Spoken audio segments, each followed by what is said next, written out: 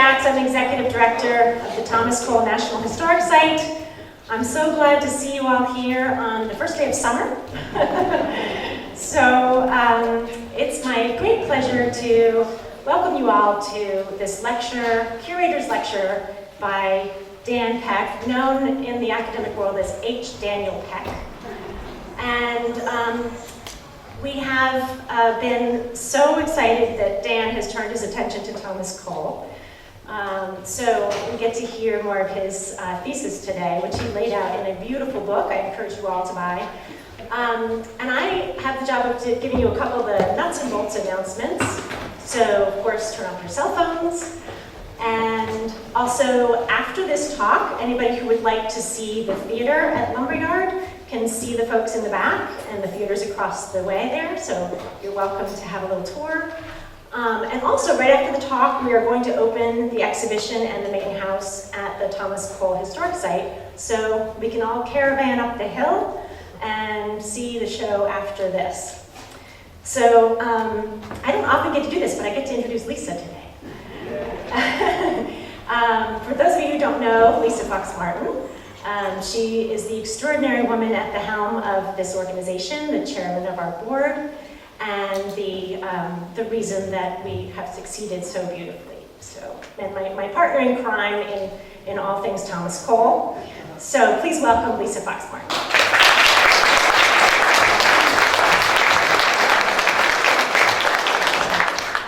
Thank you, Betsy. Well, partner in crime, we have a wonderful board. So on behalf of the entire board of the Thomas Cole Historic Site, I welcome you all. And I have the pleasure of introducing H. Daniel Peck. What a name, it's wonderful. Well, he's the John Guy Vassar Jr. Professor Emeritus of English at Vassar College, where he taught since 1980.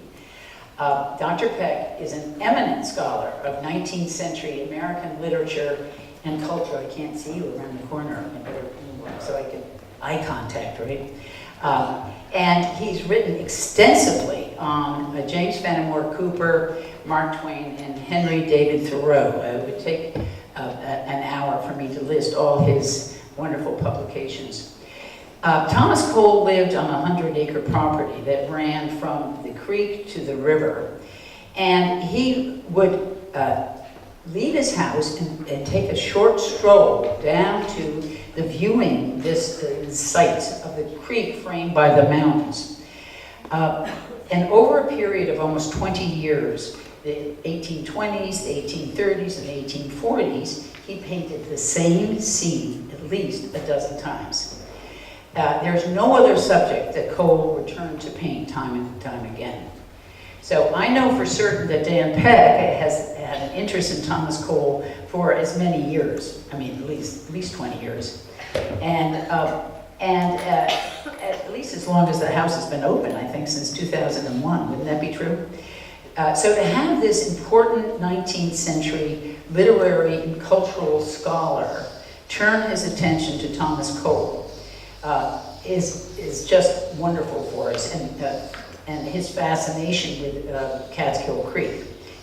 That's right here outside this barn. This is the end of the creek, right? This is the outlet. So the paintings that you will see in the show that Dan has curated is just perhaps a mile up the creek from here. So his intimate knowledge and the study of Cooper, Twain, and Thoreau obviously has prepared him to bring a new perspective to this important series of paintings. And this is the first time that Cole's Creek paintings have been gathered in one place, in Thomas Cole's new studio that's just up the hill from here, most of you know. So, as you know, the exhibition is called Thomas Cole's Refrain, the Paintings of Catskill Creek. So now we ask Dr. Peck to tell us why he thinks Cole painted the Catskill Creek time and time again. A refrain, albeit irregular refrain, and Dr. Peck has found details in these paintings that no one has noticed before. Tiny figures doing mysterious things, hidden structures, repeated symbols that indicate something deeper is going on. So what did the creek mean to Cole? And what does this exceptional collection of paintings tell us today? So I have the great pleasure to give you H. Daniel Peck, and I very much look forward to hearing his answers to these questions.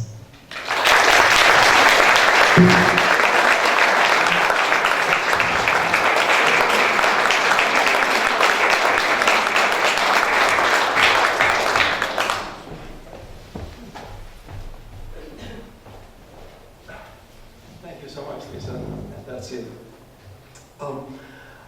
I wanted to say a couple things at the start. First of all, there are many people here today who helped me with this project in so many different ways, and if I were to name them all at the beginning, I'd run out of time right here.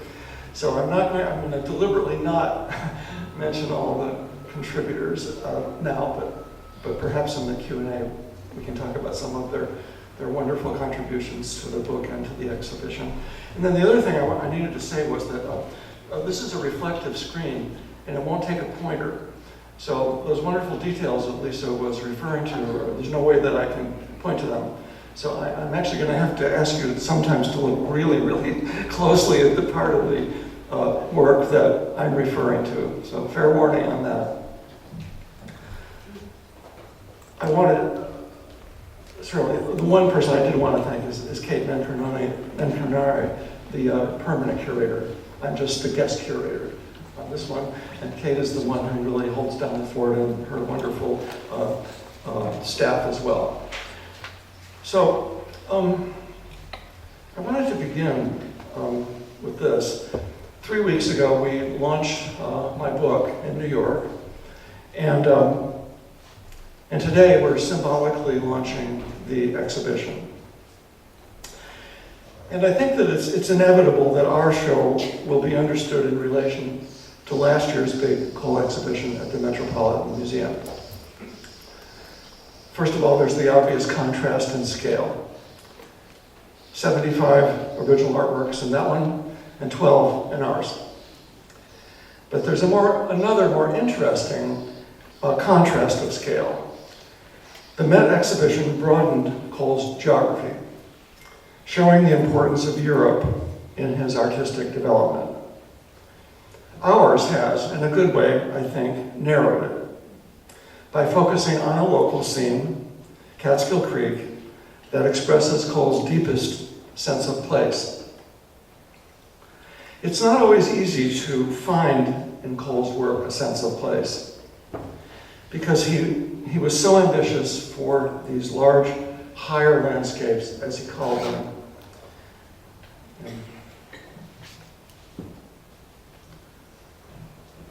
Many of you know this famous large allegorical series called The Course of Empire, where in 5 large canvases, Cole marches you through the course of history with one particular Roman-like civilization. The point is, you'll see in the first panel, the prehistoric era, and then below it, the pastoral epic, and then the full rise of this magnificent Roman-like city, then its destruction, and finally its abandonment. And Cole loved paintings. He loved to make paintings like this on an epic scale. And the reason I call it placeless is because the pictures, it's meant to be nowhere. That is, you could plug any particular civilization you want into this, and the lesson would apply. It's deliberately placeless. And I'll try to say a little bit more about that. The setting here has a European aspect, but it's meant to be anywhere, which is to say, anywhere that the dark and tragic lessons of history might apply. London, as some have argued, this really is. Jacksonian America, as some others have argued that it really is. But the point is, it could be any place. In contrast, the paintings studied in my book and shown in our exhibition, in which I'll be showing you in a few minutes, are landscapes grounded in a particular American setting, a particular regional and intensely local environment. These are particular mountains, the Catskill High Peaks, seen from a particular vantage point near a particular wide meander of Catskill Creek. Itself, a particular village, near a particular village, Catskill, New York. Now, for me, these works reveal in Cole the repetition of these works over 18 years of time, continually returning to it in his art, reveal a somewhat guarded but intensely felt sense of place. And I regard his taking up residence permanently in Catskill in 1836 as a meaningful act on every level. From one point of view, the grounding of a restless soul in a place where he could find and indeed make a home.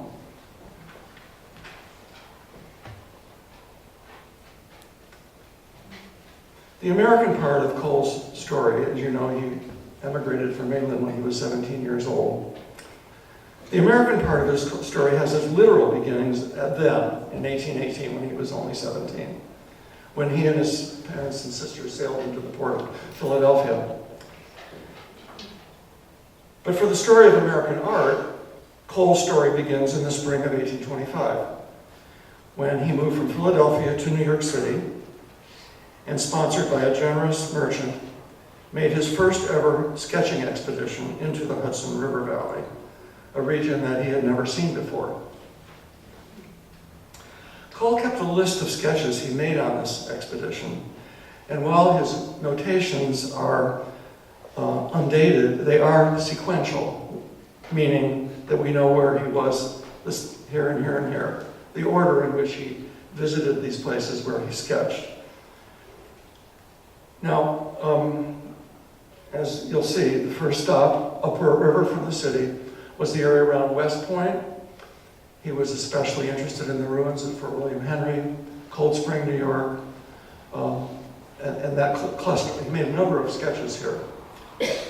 Then the very next sketch on his list is way up in Troy, New York, where he's looking at the Hudson River, which he calls the North River, as it was often called in those times. And then his next stop, his most northern stop on this expedition, was above Albany and Troy at Cohoes Falls, a great broad Niagara-like waterfall. And he made a number of sketches here. Then Cole turned around and began to come down the river and stopped the next cluster of sketches, and the last are here, near Catskill, New York. This is a 19th century map of Greene County, where we are. And this is Little Catskill in that period. But it wasn't Little Catskill that Cole was interested in when he arrived here. He was interested in those mountains that loom in the background. And so he immediately hitched himself up there and made sketches largely of scenes in the mountains, like Catskill Falls. And he began to, when he finally returned to New York City, he then, in his studio, created pictures based on these sketches. And in the mountains, this is his vision, pictures like this, anchored in the mountains. This is called Catskill Falls, and Cole did a number of paintings of Catskill Falls, and as many of you know, the way he arrived at this wild vision is by removing all the tourist structures that were already there. The refreshment stand, the walkway, and all of it. This was one of the most famous, if not the most famous tourist site in America in 1825 when Cole arrived there. In fact, the year before he arrived, in 1824, the Catskill Mountain House was built and opened. So he sketched that too and painted it from the road below. So this is a wild vision, to be sure, and in a certain way, Cole invented the American wilderness through artistic moves of this kind. This is a primeval landscape with even a Native American perched on the projecting rock here.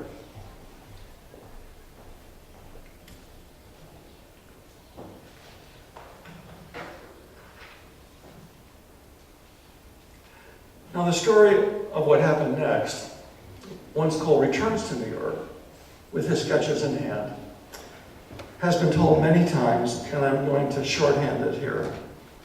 Cole returns to New York and makes a number of these gorgeous paintings and gets them placed in a bookstore window. And one day along comes the revered John Trumbull, president of the American Academy of the Fine Arts. He's really taken. He buys one, and then he runs off and advises two other artistic luminaries, Asher B. Durand and William Dunlap, about them. Each of them runs over and buys one. Those three works are exhibited in the National Academy, the American Academy's November exhibition, and suddenly Thomas Cole is famous. I mean, really famous. As Durand later said, his fame spread like fire. Here's young Cole, shortly after his moment of discovery. This work by Thomas Sear Cummings, the late 1820s.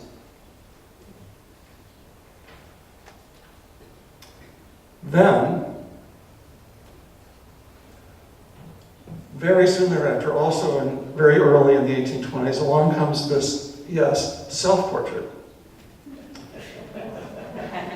Very rare for Cole to make self-portraits. Many of you are familiar with the most famous one, where he's the artist in the central foreground of the Oxbow, where he's got his painting kit and his easel and umbrella there, and he's looking back at the viewer, and as many have said, negotiating for Americans the polar vision of wilderness and agrarian wonderment. But this is rare for Cole to picture himself this way. And now I want to show you the larger picture. Can you find him there? This is a very large and very beautiful painting, and it is in our exhibition. It's extraordinary in all kinds of ways. I would just point out a couple of things about it, and then you'll go and search it for yourselves. The young, very Byronic young man sitting by the river, experiencing the flow of time, or whatever it may be that he's doing, would, in some paintings like this, be looking at his own reflection in the water. That's sort of the meditative thing that one would do.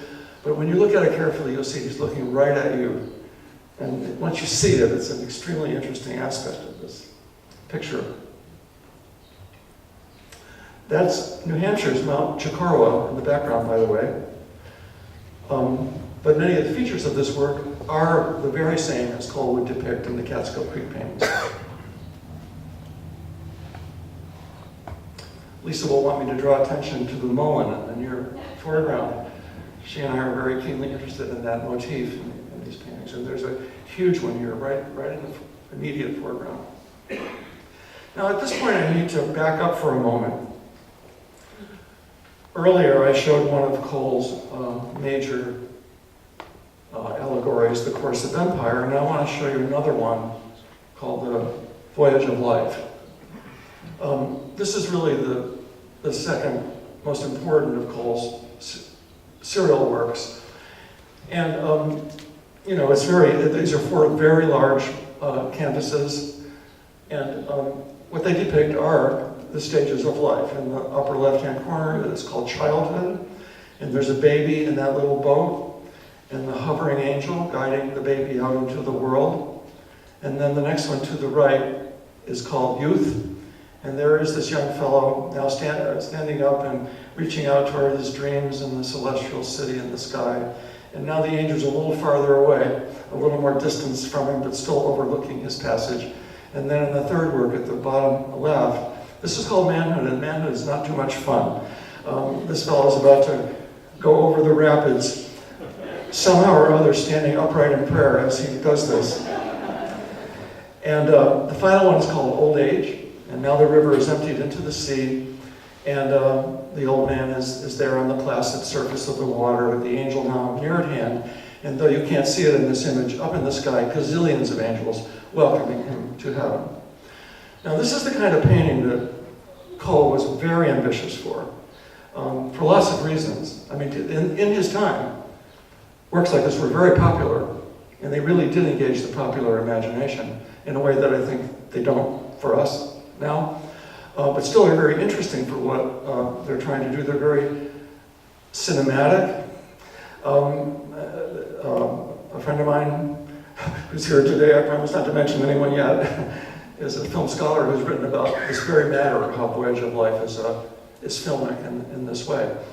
Now, works like this, one of the things that's interesting about them is Cole would usually have the idea for something like this all at once. In fact, there's a notebook from 1827, fully 10 years before he painted the series, that lays it out very clearly. It'll be a Voyage of Life, and it'll include this and that and the other thing. And then when he got around to painting it, he usually executed these works pretty much all at once, sometimes even in the order of the composition's narrative. Also, needless to say, these works are very narrative. Cole was very literary and had a very narrative imagination. He loved Byron's poetic narratives, one of the main literary influences on him. So be thinking now about this kind of a series. And so then let's look at another one. The question that my book and the exhibition ask is whether this could also be thought of as a series. Now let me just say a word about this. The two paintings at the top are Cole's first two Catskill Creek landscapes. The one on the left is a beautiful work in the Young Museum. He painted it in 1827. It's a spring or summer scene. And the one on the top right, he started the very next year, 1828, and completed it in 1829, just before he got, and exhibited it just before he got on a boat to go to Europe for 3.5 years. I experienced these works as a pair. I think it's possible to call it a seasonal progression in mind here. The bottom two works are the last two in the Catskill Creek series, as I'm claiming they are. The one on the left is that painting I was referring to. No, this is the one called The River at Boston. And it's 1843, and then the last one, the one on the lower right, is the last Catskill Creek painting that Cole ever made in 1845, 3 years before his early death. Now, the distance of time between the one in the left-hand corner and the one in the lower right-hand corner is 18 years. Cole kept returning to the scene. He painted it at least 10 times in this version over the course of that time, and there's no other sequence of landscapes for which he did that. So what I'm arguing, and I think the exhibition is arguing too, is that these works do have meaning this way. I also wanted to point out to something for you to remember when you're looking at the exhibition. Our exhibition has a majority of these works, and then several others are in full-scale, beautiful reproductions in the Cedar Grove main house. So that's an interesting thing. You could be going back and forth and getting almost the whole series that way. So to summarize, these are the most sustained sequence. This is the most sustained sequence of landscapes Cole ever did. And for me, their repetition signifies a deep sense of place. And I think that their repetition signifies that attachment, and that the differences and variations among them could be understood as Cole's long-term exploration of this place. Now I'm going to quickly move through them. Here's the first one, 1827. I'm just going to mention a couple things about it. The light source is in the west, but it doesn't feel to me like a sunset, the way almost all the other Catskill Creek paintings do. The tree on the left, for the only time in the series, is a black locust, which is a North American tree. On the intermediate horizon line, there's tannery smoke. Tanneries were already operating here when Cole arrived on the scene in 1825. The Catskill Mountain House is here. It's up in the ridge. And I also note that the river here, Catskill Creek is a middle-sized river. It's about 200 feet across at the point depicted in this painting. But at this early stage, Cole is not drawing it like a river. It's more like a lake or a pond. That's his imaginative vision of it.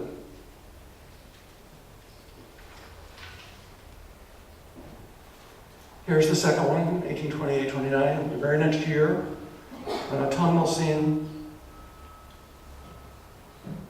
And I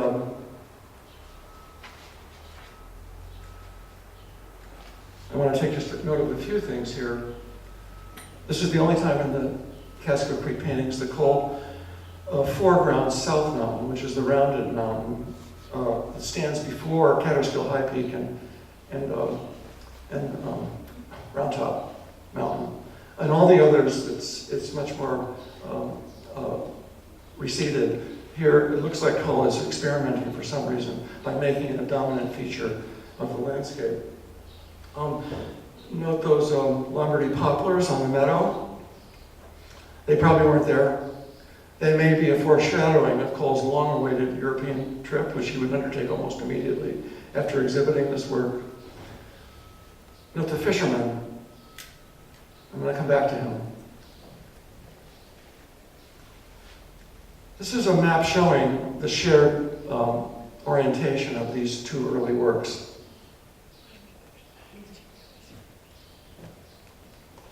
This is a map my cartographer and I always affectionately call the village map. And this shows Catskill in the period when Cole lived here. And there are a number of landmarks, features of the landscape here. And what this map does is show you what I finally figured out are three separate vantage points of these 10 Catskill Creek paintings.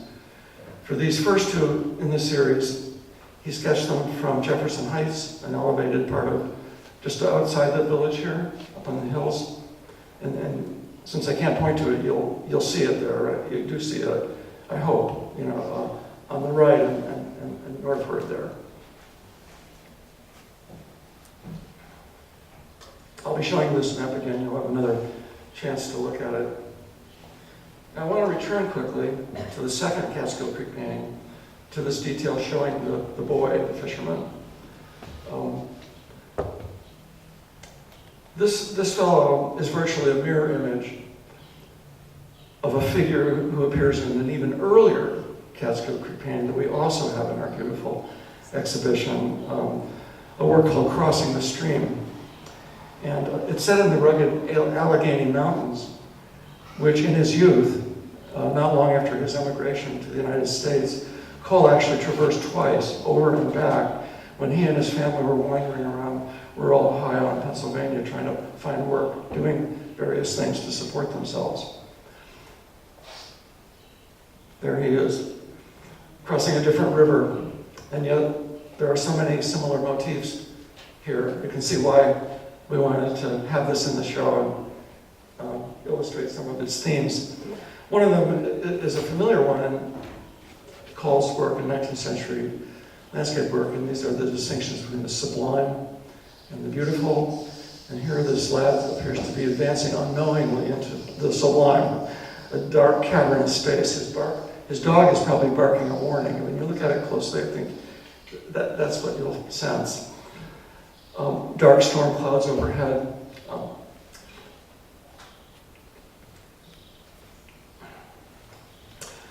The title's interesting, Crossing the Stream. Crossing is an important symbolic activity for Cole with his Puritan religious imagination.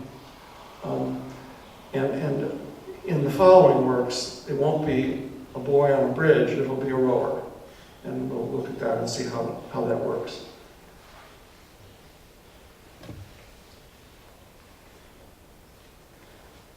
And then I wanted to show you this just to show you that other artists very quickly began to paint the scene. Cole sort of imaginatively discovered it. I mean, there have obviously been earlier renderings of this scene by people, but Cole's the one who sort of brought it to everyone's attention, this particular ridgeline. And so the one on the left is his first at Catskill Creek painting. And the work on the right is by Asher Duran. And the Albanese who claims that it's about 1830, which is very early in Duran's career as a landscape painter. But you can see the remarkable similarity of composition. One theory I have is that since Duran would have to have seen this painting exhibited in New York, maybe he painted this from the painting. Quite possible.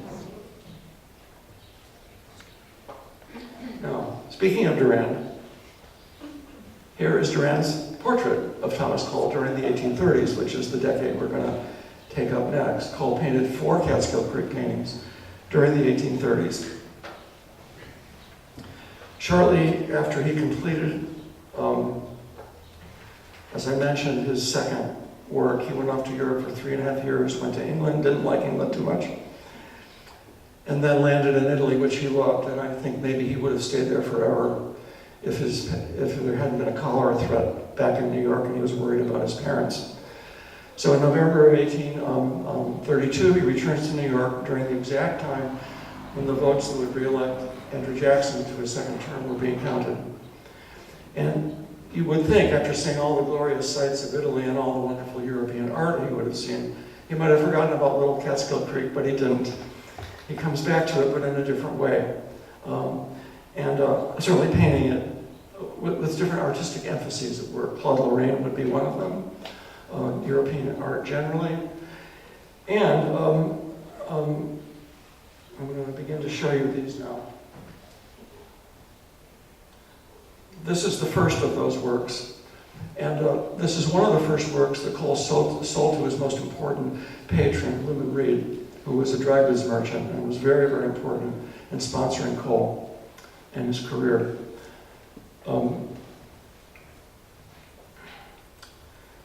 Now, again, the rower. This is the first time the rower appears in these paintings. And we have a special panel in the exhibition about the rower and the possible meanings of the rower. So you might want to look for that. Here is an oil study, probably done later, that we have in the exhibition. A haunting image of a rower pulling hard on his oars strenuously. Usually that's the case. Now, a funny thing about this work is that I'm going to back up, about this work, is that in a rare circumstance, Cole made a replica of it. Cole hated to repeat himself. There are some wonderful letters he wrote to patrons, clients, saying that he just couldn't stand when people asked him to make a copy of one of his works. He said it was drudgery. And he couldn't do it. He literally couldn't do it unless he completely changed the composition around. And that has a lot to do with his romantic imagination. I mean, that's Cole, the brilliance of Cole, I think, is that all that electricity that almost always shows up in his work. But in this rare case, the rower. This is a sketch, a drawing that Cole made in the 1840s, and it's titled The Trying Hour.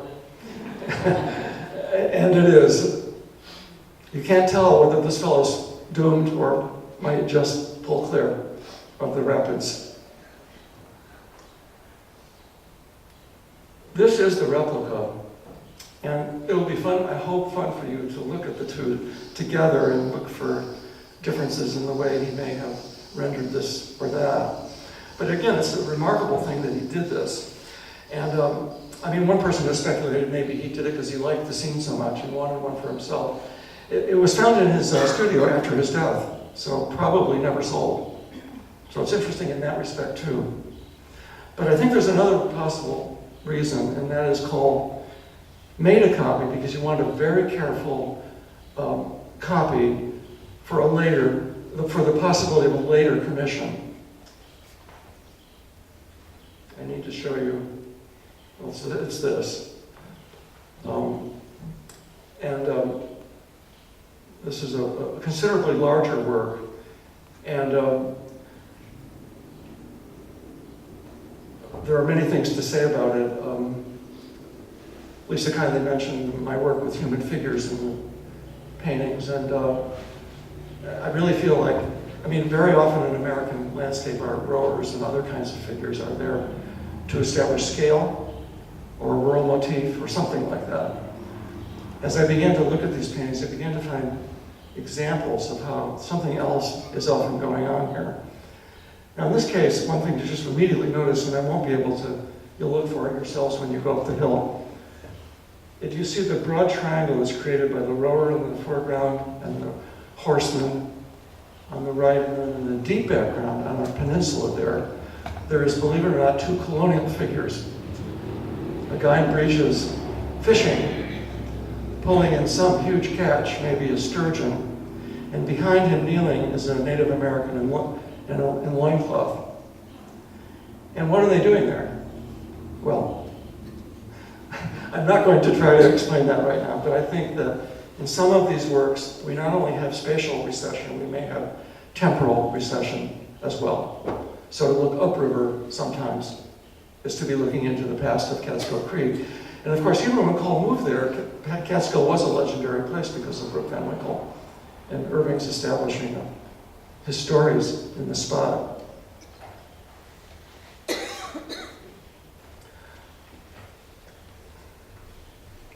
Okay.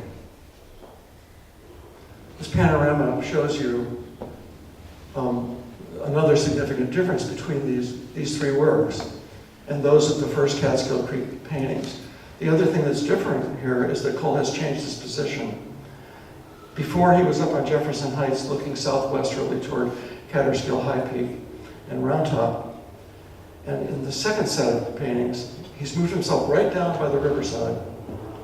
And in the painting, you probably couldn't see it in this reproduction, but there's a large outcrop, which is actually right where that gazebo by the restaurant, is today. And he was looking, again, now in a northwesterly direction. So in this panorama, you have to imagine Cole looking southwesterly toward those high peaks, Catskill High Peak, and in this group looking northwesterly to a scene with Blackhead Mountain in the center and in Wyndham High Peak receding behind it. This is my, I can call them vector maps, and this shows the different view, shooting the view now in that direction. Here's the village map, which will show you again where he is now. He's down in the lower right-hand corner there, near the village, and looking northwesterly. And this is a very beautiful photograph that we were lucky to get from a drone, a brilliant drone photographer. And one of the interesting things about studying these paintings, I should say, is that it's kind of like doing archaeology. With most of them, you cannot get exactly the view anymore because what was in Cole's time, pasture land and agriculture with clear shot views almost everywhere you look. Today, there's second growth, third growth forest and power lines and who knows what. So there's no way you can fully see this view today. So, but this photograph establishes it perfectly. And that is Blackhead in the center background. If I had time, I'd tell you how the painting is presently mistitled North Mountain and Catskill Creek. That can't be Cole's title because North Mountain is not anywhere in this picture. For another day, let's say. Yeah. I can't resist showing this photograph I took many years ago. Right across from that outcrop, there's another one, a strange one, a strangely shaped one. And Cole painted this too. And it's in our exhibition. This is an oil study from about 1836. And again, you can see the clear shot views that Cole would have had in his time. I'm going back now to the third one of the artworks. And now I want to move on to the other picture that Cole made of Catskill Creek during the 1830s. There's those three, 1833, 1833, and then again 1838, when he must have found some really good commission for the scene. However, in 1836-37, Cole made a very large painting of Catskill Creek. Whoops, I forgot I had this. There's that fisherman. I'm glad it was there. Fisherman and the colonial figure and the Native American. Here's the painting I was getting to. This is called View on the Catskill Early Autumn. It's at the Metropolitan Museum, and it's very large and very beautiful. And I'm not going to have time to talk about all its important meanings here, but I do want to just briefly alert you to the human figures in it. just to give you the lay of the land here, you know, there's on the far right, there's a hunter coming up from the valley, and in the central foreground, there's a woman and an infant on a baby, and then down in the valley below her, on the, by the way, the point bar that's created by the large meander that you see in those the village map, apparently chasing two horses, one brown, one white, and then upriver in the distance is a rower. The rower is always there in some way or other. So I'm just going to quickly review these and not really say much about them, but just to give you the feeling for what Lisa was describing about how I do find deeper meanings in these figures. Oh, I mentioned the oxbow earlier. And one thing I just wanted to point out, you know, the oxbow at Mount Holyoke, the Connecticut River, pictures an oxbow, a place where a river doubles back upon itself through eons of geologic time. The Catskill Creek meander is someday going to look like this, you know, barring human intervention. So I'm wondering, you know, Cole painted this just about the same time he painted View on the Catskill early on. I mean, is there some connection imaginatively between these geologic forms? Now, whoops, there it is. There is the meander. You see? Yeah. It's called the point bar here, and I regard it as a stage for human action in some of these paintings. I think Cole understands it that way. This is a view of this large bird. Here's our hunter finally, behind a slatted fence. At the top of the fence, the slat is down. He's looking across that opening at these folks, a woman and a baby. I should point out here, by the way, this is not a wilderness scene at all. This fellow's not been engaged in subsistence hunting. The clothing indicates clearly they are rural gentry. These are people of money and class who are enjoying this landscape rather than surviving it.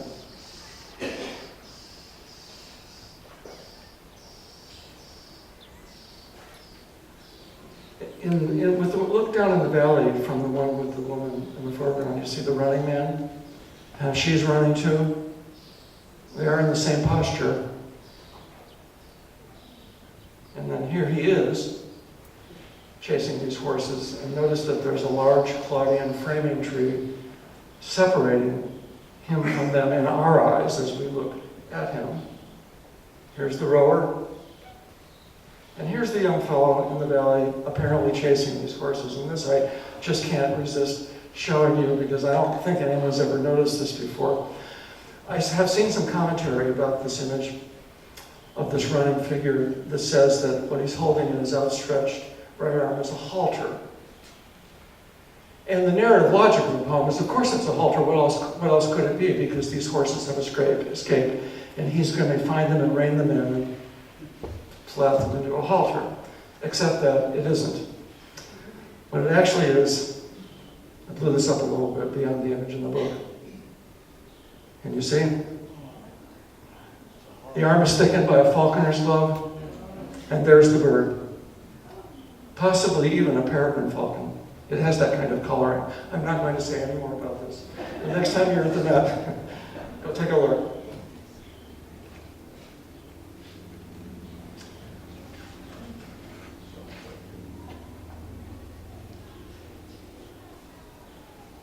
Oh, I want to just briefly show this. One of the most important motifs in these works is a 1690 colonial stone farmhouse, which has been beautifully restored today, and it's right down on Catskill Creek at the end of Snake Road. It's a historical marker there. And Cole, this house was really important for Cole. He clearly regarded it as a kind of symbol of a vanishing rural order that he very much valued and he felt was being displaced by industrialism and modern civilization. So this is the first painting. It appears earlier, but this is the first painting which shows up very clearly. Here's Thomas Cole in 1841 in a rarely seen portrait by Daniel Huntington. another, all the people who painted portraits of him were friends of his, people he knew. And this shows him in a troubled moment. I mean, I don't know how troubled he looks here, but this was a troubling moment. It was just prior to his second a trip to Europe, and he was terribly worried that his great epic series, The Voyage of Life, was going to be broken up upon resale, and his 40th birthday, oh dear, had occurred. And he says in a poem writes about it. He said that he's in a state of complete dread about this, and his life has been meaningless, and oh dear, and all of it. So this is clearly an uneasy moment for Cole, and he's about to head to Europe. And in this moment, before he leaves on his second European tour, he paints another Catskill Creek painting. This one is called Sunset in the Catskills. Now, 5 years earlier, the Canajoharie and Catskill Railroad had been constructed, and it ran right through Cole's beloved Catskill Creek scene. And since I was able to locate the setting of this painting, I know the railroad went right through this scene. And actually ran right around the southwest corner of the Van Vechten house, almost destroying its foundation. But where is it, and where is the mill, and where's the house? They don't seem to be present. Some people have seen, by the way, in the gnarled trees on the south shore, a symbol of the railroad's destruction, where many trees, groves were cut down, slaughtered in Cole's view. Anyhow, these things are not present, nor is the railroad bridge that was there. This is the view shed. Again, this is a sketch I found. And it's the same scene, and the title of it, I know I'm running a little late. I see nervous looks, like I'm going to draw this to a close within 5 minutes. I really am near the end. So yeah, I found this sketch in the Princeton collection of Princeton drawings, and it's the same scene, and the title is From the Railroad Bridge near Catskill. So the reason for the slightly elevated position, vantage point, which is invented, I mean, there's no way, Cole was on the bridge. He was standing on the very bridge of the railroad he hated. And in the structure you see there is the mill. And this remarkable late 19th century photograph shows the mill clearly standing there in all three ungainly stories that it was. So Cole has hidden the house and the mill, and we can talk about maybe why he did that. Here you get peeks at it. If you look really closely at the original painting, the top roof line is there up against the mountains, and then there's a glimpse lower down of the lower roof. Here's our drone photograph of this scene as it looks today. This is a painting in our exhibition called Mill Dam on the Catskill Creek, and there's a lot of things that could be said about it, but I invite you to go look at it. It's very interesting in the Curator Museum and in our show. This one is called Settler's Home in the Catskills, and this is the one that Cole, believe it or not, painted in Rome, Italy, that is, on his second European tour.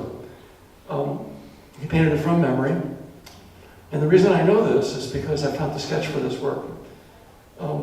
This work is in a private collection, and I'd seen the sketch, and I didn't know what it was a sketch for, and this work has hardly ever been seen, aside from its owner.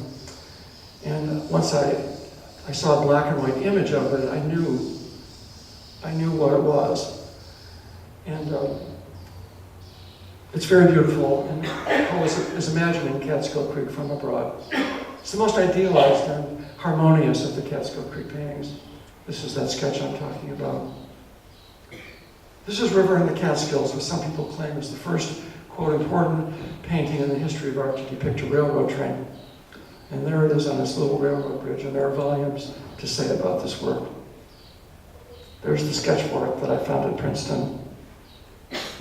Here's the Axeman. The destruction caused by the railroad construction occurred down in the valley where you see the railroad train. But what Cole's done is bring the stumps right into your face and brought them up on the ridge line. Lots to say about that too. There's the Van Vechten farmhouse and its mill on the left. Here's Thomas Cole in the later 1840s, the famous Brady photograph of him. Here is, again, that final painting. And I want to end now with a passage from a California writer of our time. This is partly in honor of my daughter Jennifer, who's here all the way from California today.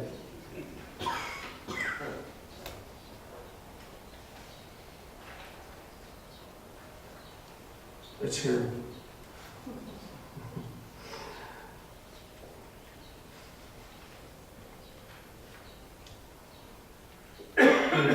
And again, just to summarize in a sentence, I think these paintings really do describe and evoke a seldom seen side of Cole for which a sense of place was a deeply important thing.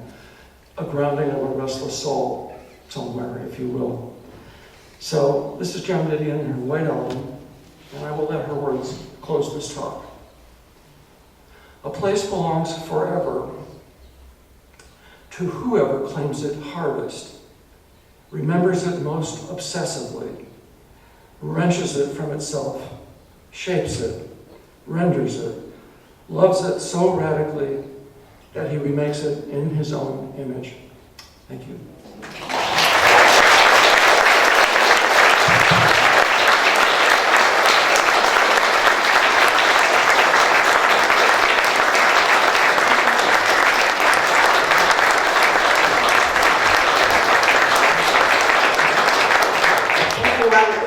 Dan will take a question or two, and then everybody can go get something cold to drink. Oh, thank you. I can't quite see it. Sure. Thank you very much. It's wonderful to share this and your enthusiasm. One of the things that struck me is that you started the talk much as many of us are introduced to Cole, through the general and the grand and the epic, and then bring the particular in. What I'd like you to reflect on and think about is the idea that the particular, for some of us, comes first, and yet in our engagement with Cole, it comes second. Should it be first? Are you advocating that we turn things around and see the creek first and then the grand story of empire? Well, that's a wonderful question. I don't think I am advocating that. Again, I began, I hope I did, referencing the Met Show. And I said that I thought that show was quite rightly about expanding our vision of Cole's world, his landscape, spending up until he was 17 years old, after all, in northern England with the Industrial Revolution. And then returning to Europe for 2 grand tours where the European art was deeply influential on him. And at every stage, of course, he would have seen works in engravings and so on. So I think that show did lots of really good work in enlarging the view of Cole way beyond what it was, say, in the 19th century, where, there's the story about, in William Cullen Bryant, the poet's funeral address for Cole, he refers in that address to an American grandfather, he said, that Cole had, who was a yeoman farmer in Baltimore. This story was often repeated in the 19th century. Others said it too. There was no such American grandfather. It was part of the lore. And by the time of Cole's death, it was breathing. Then Cole got kind of forgotten for a century and made a comeback with the nationalism of World War II, and has been going high speed in a way ever since then. But even then, I think that the Cole who we knew was this American Cole. This person the beauty of whose landscapes were created by his interaction with a specifically American aspect